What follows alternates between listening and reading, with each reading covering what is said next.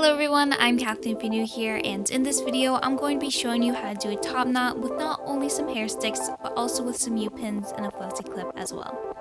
So with whatever you're securing your bun with, the first step will always be to gather your hair on top of your head like you're doing a very high ponytail and twisting it around itself until you got the shape that you want.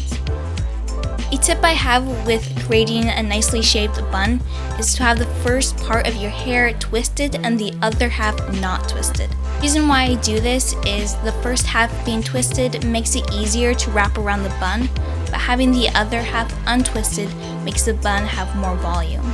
The first way to secure your bun is with Upins, so taking your pin and then having the bent shape going upwards as you grab a bit of hair from the side of the bun and then twisting it back over and across your scalp.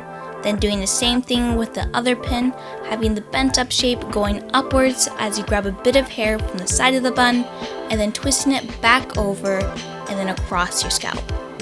The second way is with a hair stick, so doing the same thing as you did with the Upins, taking a bit of hair from the side of your bun before flipping it over and going across the scalp. You can totally do this with one hair stick, but if you want more security, definitely use two.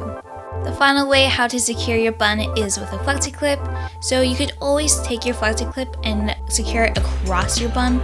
But if you don't want to use such a large clip to do that, a little hack you can do is, like with the Upins and the hair stick, take the pin of the Flexi Clip, grab a bit of hair from the side of the bun before you take the pin across the scalp and the loop part of the clip over the side of the bun. And once the pin is on the other side, secure it in one of the notches and that's it. So that is all for the 3 different ways to secure a top knot with both Upins, hair stick, and the Flexi Clip. All the products that I use in this video will be linked in the description below, just in case you want to check them out.